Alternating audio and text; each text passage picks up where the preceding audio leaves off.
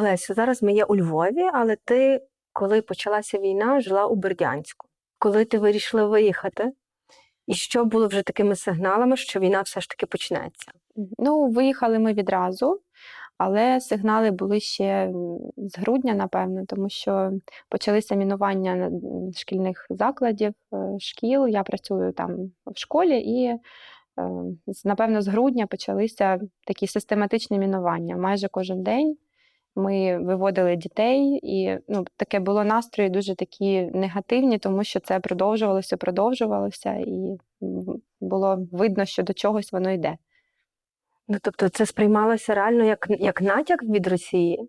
Чи то просто, хтось збавиться? Не для всіх, ви знаєте, різні люди, різні думки, хтось собі жив і не задумувався, ніхто не міг повірити в те, що Росія нападе і так повномасштабно нападе, тому що Бердянськ – це таке морське містечко, і, наприклад, раніше, ще до 2014 року, було сполучення Москва-Бердянськ, і звідти їздили купатися, лікуватися, санаторії, це було їм дешевше, тому росіяни були друзями, тому що вони привозили гроші, і тому якось так і сім'ї, ви ж розумієте, на Україні як, в сім'ї по-любому хтось є, хто там має родичів або якусь близьку людину, тому ніхто не міг повірити в те, що таке буде. Як виглядали ті мінування? Наскільки ви серйозно їх сприймали? Перший раз це було зовсім, я пам'ятаю, що в школі ніби як дали 4 дзвінка, і іде зауч, і всіх вчителів тихенько щось на вушко їм шепче. Ніхто не знав, що відбувається, ніхто не знав взагалі, чому дали 4 дзвінка, чи це навчальна тривога, чи ні. І потім говориться про те, що мінування. І ніхто не знав, чи це справжнє мінування, чи ні. Але було так трохи страшно, тому що якщо справді заміновано, школа повна, людей дуже багато, діток багато. І початкова школа, то там діти завжди перевзуваються, як ідуть в класи, і треба було їм допомагати взуватися.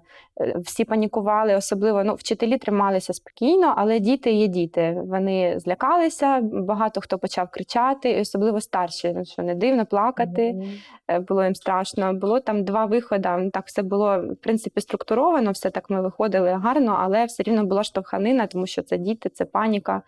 Ми допомагали їм взуватися, і це змінне взуття просто кидали на підлогу, не було часу, не хватали ні підручники, нічого.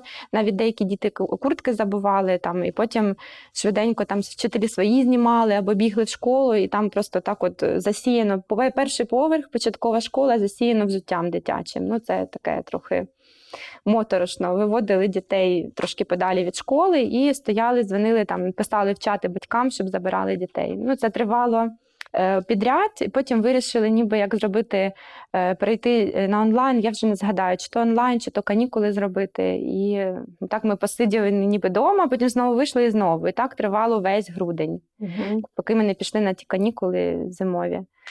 А потім вийшли знову з канікул, і знову та сама історія.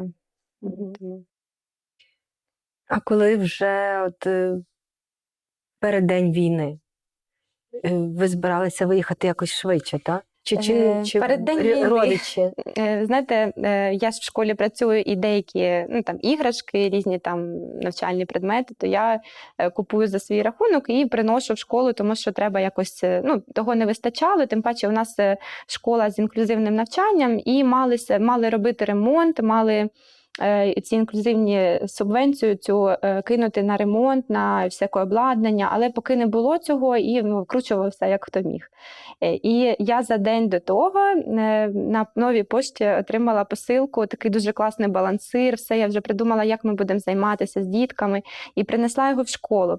Дзвонить мені колега і каже, тут з Мелітополя, до речі, дзвонить і каже, слухай, якісь такі незрозумілі речі, може ти виїжджай з того Бердянська? Тобто вона з Мелітополя дзвонила мені, казала, що ми всі знали, що це близько від Маріуполя до Бердянська кілометрів 70 плюс-мінус, і ясно, що думали, що якщо піде наступ, то буде тільки ця частина, а не вся Україна. Так? І вона каже, може ти поїдь може до мами, в Запоріжжя, біля Запоріжжя село. Я кажу, слухай, так, вона каже, я не знаю, що робити своїми речами, їх вивозити чи ні, бо шкода, що воно все втратиться. Я кажу, та що, може в коробки поскладати поки. поки такі. Ну, ті речі для школи, для інклюзивного навчання. Так, в кабінеті, які стояли. От, і прибігла я з тою посилкою, і така трошки на нервах після розмови. І моя колега питає: ой, чого ти нервуєш? Я кажу: та слухай, буде війна. А вона: та, що ти там це говориш, нічого не буде. Ну, ми поговорили, так і все. Дзвонить мама, каже: все, їдь. А це середа. До кінця тижня ще 2 дні навчання. Ну, як я можу роботу там, діти в школі, в садочку, все як має бути.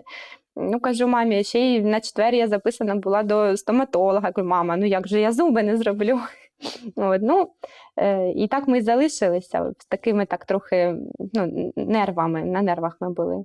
От, потім забрала дітей, пішли додому, і, в принципі, лягли спати, та й все. І в 5 ранку задзвонили? Розбудив дзвінок? Розбудили нас вибухи. Ми жили в військовому містечку, і там поруч різні, там аеродром і різні там такі об'єкти, напевно, якісь, що туди вони гатили туди. І десь було, напевно, 4:00, там до 4:30 чи щось, між 4:20, отак десь. І розбудив вибух, і будинок прям дуже затрасся. Я ж вскочила, дитина старша прокинулась, заплакала. І ми ж розуміли, в мене вже стояв рюкзачок готовий на всякий випадок, там були документи, якийсь там змінний одяг, таке не дуже багато, водичка. І стояв він в коридорі. Я забула в тих попихах, ноутбук залишила, багато чого такого, що ще можна було взяти, але була трохи в мене така, я сама була, бо чоловік військовий, він прикордонник і був вже на той момент там у себе, так би мовити, в частині. І зразу після тих вибухів дзвінок, чоловік дзвонить і каже, що все, їдьте. Я кажу: куди? Він каже: у Львів, або кудись на Західну, тому що щось таке незрозуміле. Не було ніякої інформації, тобто я почала там трохи дітей збирати, поставили в коридорі, мені було страшно, що там, в кімнатах знаходиться, на кухню заходити, мені так страшно було до вікон підходити, 5-й поверх, а вибухи там, А за скільки це метрів чи кілометр це вибух? Я не дуже знаю. Це не дуже близько. Це зараз, в зв'язку з тим, що ми вже, скільки живемо в війні, вже розумієш, що це там далеко, це там ближче, вже там якось орієнтуєшся. Як не орієнтуєшся, тому що у Львові, в принципі, плюс-мінус спокійно, і тому, можна сказати, що трохи орієнтуєшся вже. Тоді не знав нічого, а звуки були чутні, дуже і якщо потужні. Будинок трохи хилитався, то це, напевно, не так прям і далеко. І треба було зібрати 2 дітей? Так, це ж зима. Швиденько. Це зима, Друга мала ще спала?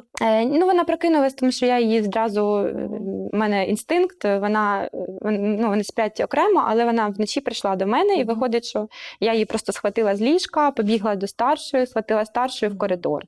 І ми так швидко-швидко почали збиратися, і я думаю, так, що робити? Думаю, подзвоню, ми ходимо там в греко-католицьку церкву, у мене там, в принципі, знайомих з машиною, чи якось мені, щоб помогли виїхати, нема. І я якось до того з священником говорила про те, що якщо там би щось було б, чи ви мені помогли, він так, звичайно, без питань. І дзвоню йому десь в 5-й ранку, дзвоню, а він спить. Думаю, ніби як вибухи. Може, мені почулось? Так. Вони живуть більше до центру міста, там до моря, і там нижче виходить. І в них там не було дуже чутно. Можливо, чутно, але коли ти спиш, то, напевно ж. Тим паче, це приватний будинок, там такий сектор приватний, тому, не знаю, якось їм не було чутно. І він так спросоння, я кажу: слухайте, тут війна, напевно, почалася. Бо не знаєш, напевно, чи не напевно, чи тільки в нас, чи тільки чи всюди. І він каже: добре, їдь до мене. Я викликаю таксі, зліваю дітей. Таксі ще їздив? Так. Ще на початках їздили, ми сіли в таксі, і таксист каже: а що це? Війна? А він теж ніби чув. Так, зрозуміло було, що він теж чув ті вибухи. Я думаю, що ті, хто не спали, там чули. І він повіз нас туди в церкву, там приватний будиночок, ми там туди приїхали. Я була на нервах, а отець Іван такий і отець Богдан, які там служать, то вони мене заспокоювали, кажуть: все, йди, готуй сніданок. А я забула, як готувати сніданок. У мене так трохи такі, В шоці. так. І я там якось той сніданок, вже не пам'ятаю як, сіли мені без за Ти стіл пам'ятаєш, їсти. що ти Так. зготувала? Що то було? Це були ковбаска нарізана, омлет для кожного і там хлібчик, масло. Значить, бачиш, ти справилася з шоком. Таки запам'ятала, що готувала. Так, оце початки я дуже добре пам'ятаю. Тому і сіли ми їсти, і знову вибухи, і тут вже в нас чутно. Я так трохи кажу, давайте, може, вже поїдемо. Давайте вже поїдемо. Він каже, так, чекайте, треба там з холодним розумом, давайте помолимося, все спокійно. І ми ж не знаємо, як там по дорозі. Можливо, там вже вибухи, можливо, там, що там твориться, немає новин. Ми там в інтернеті взагалі спочатку ніяких новин не було. Потім ніби як все окей. Сіли ми в машину, вона не була не дуже заправлена, і треба було ще стояти в черзі на заправку. Черги були дуже довгі. Вже всі прокинули, вже всі бігом почали. Виїжджали масово. Можливо, не всі, але масово виїжджали. Так що ми сіли в машину та й поїхали, нервували дуже. На яку сторону ви поїхали? В яке місто? Ми поїхали під Запоріжжя, там село поруч недалеко, і ми туди поїхали, там моя мама живе, і ми туди до неї поїхали, тому що приватний будинок, і ніби як не Бердянськ, не море, не Маріуполь і так далі, що там трохи далі. Ніби як безпечніше. І ми туди поїхали. Приїхали ми доволі швидко, отець по дорозі заспокоював дітей, все, ми там і співали, таке трохи і листали той же ж інтернет, і тоді вже почались перші новини про те, що повномасштабна війна. І приїхали туди, мама була теж на нервах, вона казала, що я ж тобі казала, але... А чоловік теж казав, оскільки він військовий, може між собою вони розмовляли? І, тобто, чи були ці теж настрої у військових, чи вони розуміли, що щось буде? Були, теми були, але так, щоб серйозно, теж не дуже. Хоча вони на кордоні з Кримом, там в Херсонській області служили, і ніби як бачили ситуацію, і він активність, активність така техніки, вона була, але вона була завжди за цей час, поки він служить. Вона там періодично, вони там їздили, і було. І нічого такого дивного, особливо там, теж і вночі, на 24-те теж так, було більше їх, багато, і потім вже почали їм, казати, що така історія.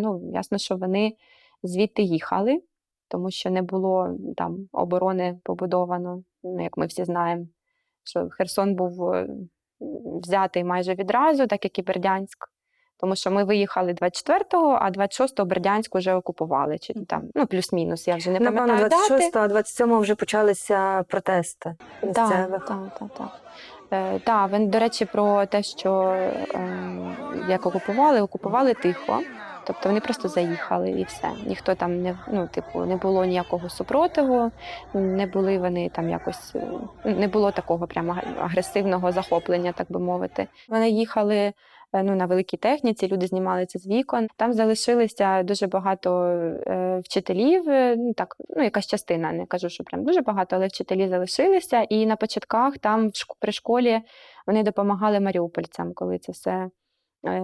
Ми з Маріуполя їхали в Бердянськ, бо немає, в принципі, іншої дороги через Бердянськ і на Запоріжжя. Там можна, ясно, по об'їзній, але заїжджали в Бердянськ, тому що різні були ситуації, і вчителі чергували, уроків не проводили взагалі ж ніяких, ясно, що. Чергували і годували, несли туди все речі, люди всі згуртувалися дуже сильно там, так би мовити, допомагали тим маріупольцям. І, в принципі, поки їм дозволяли там бути, вони були. Так. А потім в якийсь момент їм заборонили, вигнали всіх зі школи. І частина моїх оцих всіх, як я на початку розказувала, речей, вона залишилась там. І така моя колега є, вже така у віці жіночка, вона туди приходила і каже, я туди прийшла і кажу, мені треба забрати там мою кофту, квітку і ще там щось. Все, мене пустіть, бо, ну, її пустили, ясно, що там вона зайшла і каже, я там взяла твоїх пару ігор, та, щоб там в коробочках вони у мене полежать. А все інше я можу з ними тільки попрощатися, тому що, бо каже, оцей якраз таки балансир, який я забрала з пошти, то прийшла вона, каже, там така штука, а каже, та психолог забрала. А хто забрав, яка психолог? Бо, в принципі, ну, деякі вчителі, ясно, що перейшли на сторону, стали колаборантами і працюють до сих пір там. Дуже цікаво і дивно, що на одну вчительку я взагалі не могла подумати, що вона от піде потім, ну, що вона так себе поведе в цій ситуації. Бо вона сама десь з центральної України, вона завжди говорила українською, з усіма, не тільки на уроці, а ще й там з вчителями, всюди в коридорах. Вона тобто, коли вчителі могли між собою деколи російською, то вона говорила все одно українською, так? Так. Тобто, ну, завжди так було. Так цікаво було, що потім виявилось, що вона пішла працювати на Росію. Як ви виїжджали, коли ви вже були з мамою? Я так розумію, що у вас виїхала насправді велика родина, ви всі якось згуртувалися, виїхали? Чи ви всі не одночасно виїжджали? Як це було? Так, ми приїхали туди в село і сиділи там, ну, напевно, днів, не знаю, можливо, тиждень або 10 днів, я так вже не дуже пам'ятаю, бо час так дуже довго йшов. Тобто мені здавалося, що вже пройшло там місяць-два, а це тільки там пару днів. І там було у нас в селі, ну, в принципі, більш-менш спокійно, але все рівно чув вибухи такі десь віддалені, але тому що це Донецький напрямок, тобто це там в ту сторону. І ми ніби як зізвонювалися, бо частина рідні була в Запоріжжі, і вони постійно бігали по бомбосховищам. Тобто десь там і теж погано працювало оповіщення, так, ну таке, на початках це все тільки-тільки, так? І ми дзвонили, коли я бачу в інтернеті, я дзвоню, алло, у вас там тривога, йдіть. І вони ходили в укриття. Постійно ходили в укриття. І ті укриття були... Ну, в принципі, те укриття, що вони ходили, це було прямо бомбосховище. І там було, в принципі, окей. Так. І вони ходили і вночі, і вдень. Телевізор, телефон цілодобово. Тобто там постійно були, ну, ясно, що, напевно, як і всі. Так. А діти там... Ну, так. А коли ви вже вирішили виїхати вже остаточно? Подзвонила теж священника дружина з Запоріжжя і каже, що хочуть вони виїжджати, чи не хочу я, наприклад, там з дітьми виїхати. Ну, ясно, що так. І вона запропонувала теж моїм родичам, і ми ніби як згуртувалися, і я там теж в селі нічого не ходила, ніяких транспорту, а треба ж добратися до Запоріжжя для того, щоб виїхати. І ми вирішили все-таки поїхати, зустрілися всі в церкві і поїхали на вокзал. Це тоді ще було, коли евакуаційні поїзда були, дуже було багато людей, і дуже було багато машин біля вокзалу. Тобто неможливо було прям під'їхати прямо під самий вокзал, треба було йти. І ми оце дуже багато людей, багато дітей, ну і всі прийшли туди на вокзал. Скільки вас було разом, якщо так подивитися? Ну десь, якщо з усіма, то людей 10, якщо про нашу групку, можливо, трошки більше. З нами була ще вагітна, теж парафіянка з нашої церкви, то вона була вагітна з дитиною, і теж її отак обступили, щоб не дуже, бо дуже давка була там. І ніби як один чоловік згодився, що він буде керувати, так? І ніби як був план спочатку передавати на руках дітей в поїзд, в вагон, а потім заходити самим. І виходить, що поїзд один вже, ми прийшли, вже стояв, людей було повно, ми чекали, поки він поїде, і під'їжджав другий, наступний. Ну і це ж ми приїхали, чекали, напевно, це отак от в стовпчику, так? Багато людей, ми стояли, напевно, години 2-3. Просто діти плачуть, скачуть. Але... Ну, попробуй передай дітей першим. Вони зараз будуть плакати, так, що їх передали, вони як почули це, почали вити усі. Так що, ніби як план був, спочатку здавався непоганим, а потім, коли це все приїхав поїзд, люди просто ну, Кинулися паніка, просто, так? паніка, всі просто ринули туди. Ми там ту вагітну так з усіх сторін, щоб її першу хоча б, ну, щоб її там не давили. Вона зайшла, потім якось, я не пам'ятаю, як це було, якщо чесно, якось ми зайшли, але мама моя із тіткою залишились в тій... На пероні? Так, так. І ну, я ж тому чоловіку кажу, почекайте цих двох жіночок. І виходить, що він так трошки проштовхнув, і я отак от прям за шкірку затягнула їх в вагон. Ну, це просто капець було. В вагоні їхали ми 28 годин, замість тих там, скільки вже можна, 17, можна і зараз їхати, там деякі поїзда ходять. Їхали ми довго, в одному купе, бо нам пощастило ще, що це купейний вагон був. Тобто, ну, якось мені здається, що так зручніше, а може і ні. І в одному купе було від 13 людей. Просто в одному так всі сиділи покотом, хтось там, діти в основному на верхніх поличках, дорослі внизу. Була з нами ще жіночка, в неї такий був великий чемодан, і малюсінька лялечка, дитинка, і вона отак от просто в коридорі поклала чемодан, і оту дитину на цей... Ну, таке було не дуже воно добре. Все було зашторено, не можна було ніякого світла. Їхали ми так, їхали. Телефонами можна було користуватися? Ні, не можна було, треба було виключити. Просили виключити зовсім? Ну, не зовсім, виключити хоча б геодані, щоб, ну, типу, щоб не було скупчення телефонів, такого плану. Ніхто майже не дзвонив, не користувався, і не можна було і новини прочитати, або де ми їдемо, цікаво було, як ми їдемо, якими шляхами, якими шляхами і так далі. Ну, все, а діти як реагували вже в поїзді? Ну, було важко. Вони, в принципі, в основному в телефонах. Коли ви вже приїхали до Львова, чи ви знали, куди ви хочете? Чи ви знали, де ви будете жити, де ви будете спати? Так, знали, тому що у нас тут родичі. Вони нас прийняли дуже тепло, дуже добре. І, в принципі, ми не хвилювалися за це. То ви домовилися за тиждень? Вони нас кликали вже давним-давно. Почалась війна, вони кликали, хоча, в принципі... Почалась війна, так ви ж перший день і виїхали? Щоб їхали у Львів зразу. Щоб ми не сиділи там, бо ми ж, скільки там, 10 днів, ми сиділи всі тут близько біля тих окупованих територій. Тому вони вже кликали, що приїжджайте, не сидіть там, чого ви там сидите. Ось, і ми якраз так і вийшло, що ми приїхали. Ось, і стали жити. І всі поселилися разом? Всі поселилися разом, так що дуже нас добре прийняли, і, в принципі, ми там довгий час прям жили всі разом, поки всі не почали там дехто роз'їжджатися, тому що вже так трошки хотілося додому, особливо тим, хто в Запоріжжі, наприклад, мені ніяк поїхати в Бердянськ, а там сестра двоюрідна, яка в Запоріжжі, в неї там і чоловік, і дім, який не зруйнований. І тому хотілося вдома, хотілося додому. А як отець повернувся додому? Яка в нього ситуація склалася? Так, отець повернувся додому, і вони там почали всякого допомагати людям, парафіянам, не тільки. Там вони багато чим допомогли. І кожен день вони молилися. Вони молилися на Приморській площі в 12 дня і збирали біля себе, трошки людей, може, зберуть, може, там один помолиться, але отців, вони редемптористи, монахи, там є парафія, і Іван Левицький і Богдан Легета, здається, його прізвище. І вони там залишилися довгий час, ніби все було нормально. Ясно, що вони не могли вже виїхати з окупації, тому що вони в основному з львівською там або західною пропискою, і тим паче священники, тим паче греко-католицька церква, і це було, і для них би це, не знаю, чим би закінчилось, якби вони виїжджали. Це як в радянський час? Так, як в радянський час, так. Радянські методи. На отців, на духовенство теж? Так.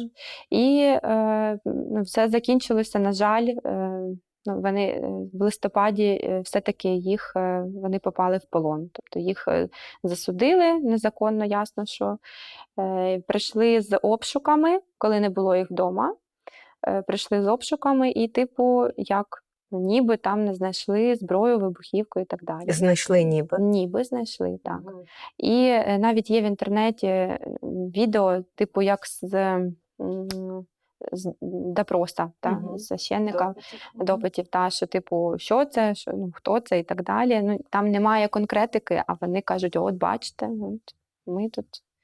Тобто з того часу нічого зараз не відомо про ці? На жаль, про них не відомо. Наша церква зверталася і в Ватикан, де тільки не зверталася, щоб сприяти тому, щоб їх обміняли. І ніби як в лютому мали їх, обмінювати, але, бачите, вже пройшов час, вони до сих пір там. І ніби як теж коли їх взяли, то ще ходили до парафіян додому з обшуками. Я не буду називати там імен, тому що це ясно, що...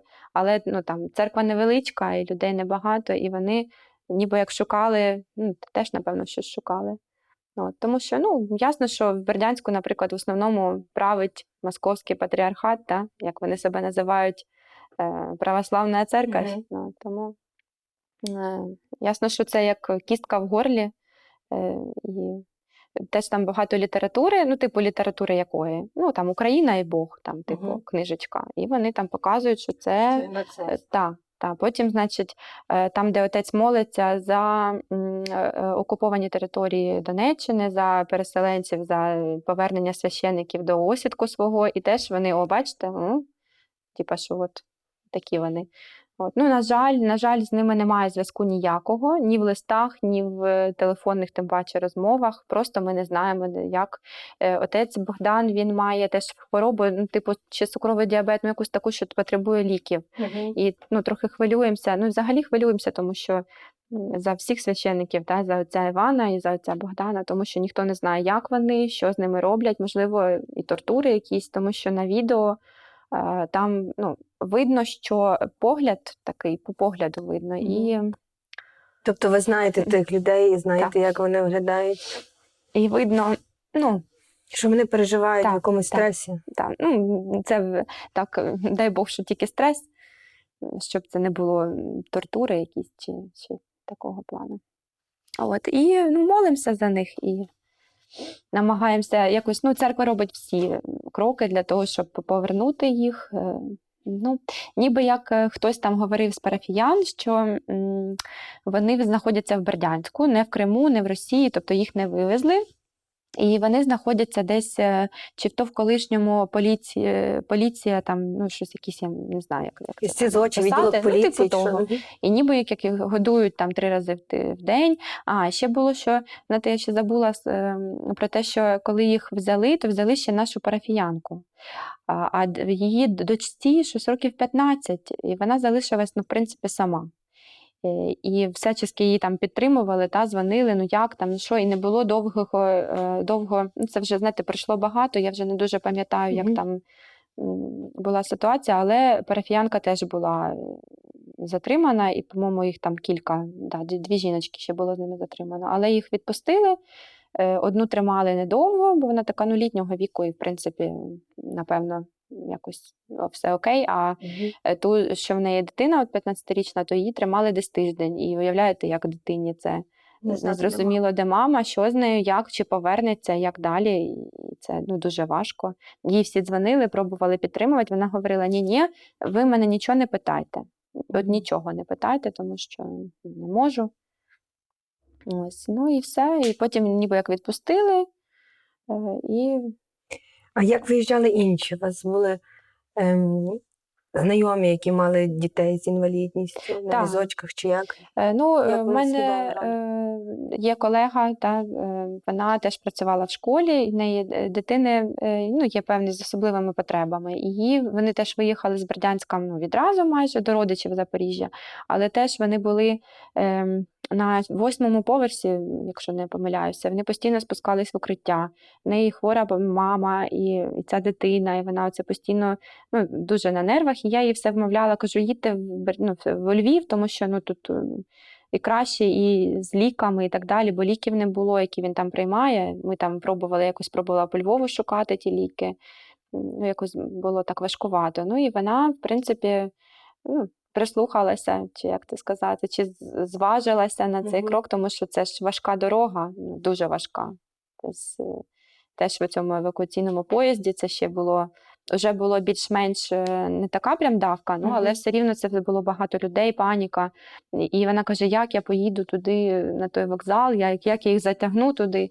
Ну, і я підключила теж нашу греко-католицьку церкву в Запоріжжі, і вони, монахині і священники, дуже сильно там допомогли їм прям в поїзд, як на руках, не на руках, але їх там провели, завели, і, в принципі, вони щасливо приїхали сюди, і все окей.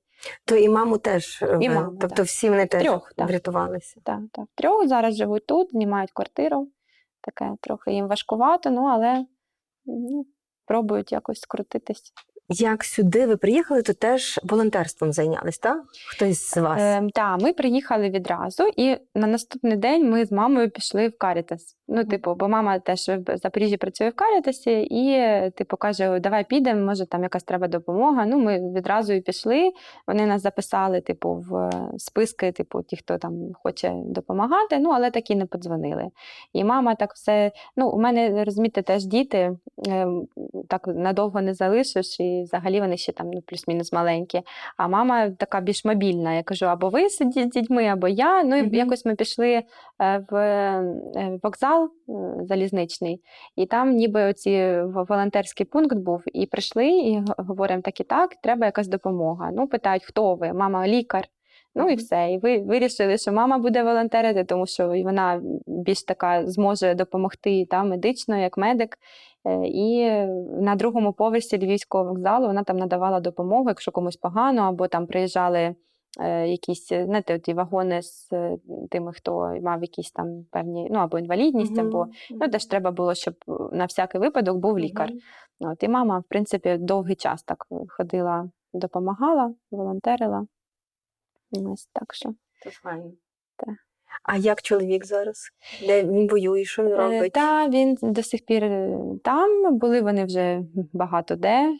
Як виїжджали звідти, то було їм не дуже солодко, і деякі речі згоріли при тих подіях, які відбувалися, грубо кажучи. Ну, і потім, коли ми вже ніби як все устаканилося, то вже він дзвонив, казав, що там треба йому щось тут передати. І я тут по Львову їздила, шукала ті там тактичний рюкзак, або там ще якісь речі, там перчатки, ну такі якісь елементарні, але цього не було нічого. І в принципі, пересилалося все поштою, і він так, в принципі, мав можливість таку, що було все. Зараз теж вони вже на Херсонщині, дякувати, що звільнено вже певні території, тому вони, ну, дай Бог, скоро повернуться там, де й були. Ну, так.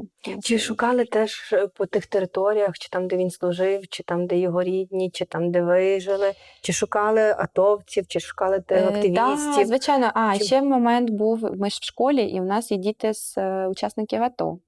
І коли це все тільки починалося, і вже так, ну, типу, вже було 24, я не пам'ятаю, якого це числа, то знищували, ховали все там ті документи, які, типу, посвідчують те, що це дитина учасника АТО, і в міській раді теж вони, або я не знаю, що з ними робили, чи то палили, чи то десь ховали, але чи вивозили, це я вже не скажу, що робили з цим, але так, ходили, шукали, і зараз там сусідка живе, залишилась ще сусідка наша, ми на поверсі, вона на і коли це все почалося, я їй дзвонила, ну, спитати, як там справи. Вона каже, та все добре.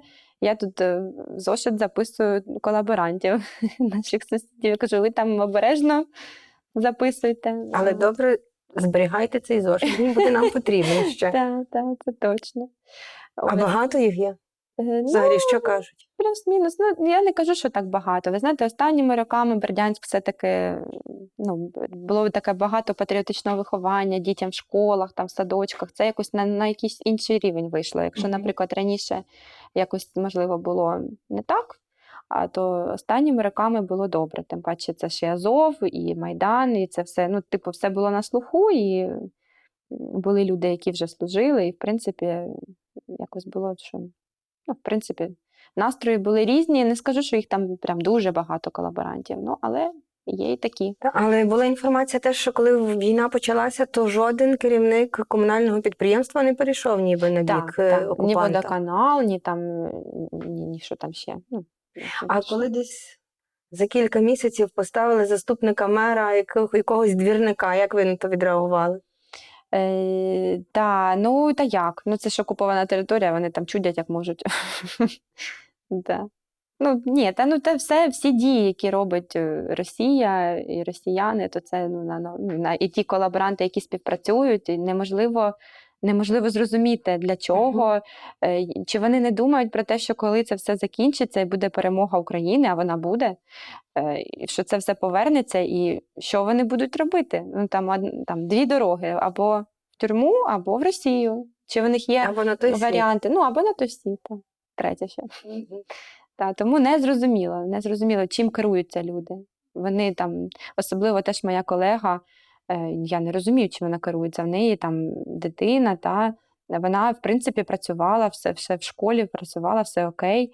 А потім ніби пішла працювати, пішла там в табір, там, у нас табори, що ясно, що море, відпочивальні ці. І вона пішла там, їй дали якусь там должність. Чи то вона своє его, так би мовити, чи то, я не знаю, чим керується. До минулого літа ніби, так? Так. Ну, там, як оце все було, то я там їй дзвонила, питала, як ви? Вона, та нічого, нормально. Ну, коли вже була окупація. Тобто для неї було це нормально. Виїжджати вона не збиралася, і така ситуація їй підходила? І вона потім пішла працювати, і десь там працює. Ну, ви вже не зідзвонюєтесь?